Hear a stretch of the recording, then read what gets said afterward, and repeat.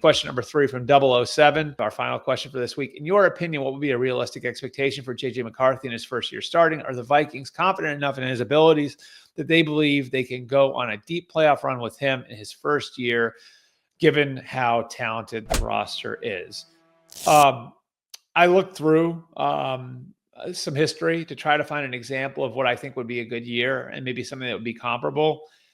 And the one I came up with, if you want a roaring success, like what, if you're the Vikings, if you're JJ McCarthy, you're shooting for, is actually Deshaun Watson in 2018. And I think that example works because if you look at it, they went through a period early in his rookie year when Deshaun Watson showed a lot of promise. Now, JJ McCarthy didn't get to the season, but Watson showed promise in camp. Then he winds up starting for a little while, didn't start at the opener, but started in week 2. And then he gets hurt. And so he was dealing with some of the same things J.J. McCarthy was dealing with, and that you're trying to continue developing as a quarterback, but you've got to do it without having the physical capability of getting out there and practicing for the bulk of your rookie year. And that, to me, like, sort of it gives you an idea of okay, like, where could we be going forward? Where was Deshaun in Houston? Well, Deshaun came back and threw for 4,000 yards, had 26 touchdowns against 9 interceptions.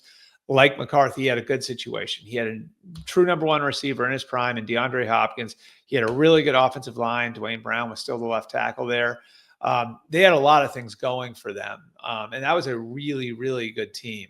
And so, like, that Texans team winds up making the playoffs in 2018.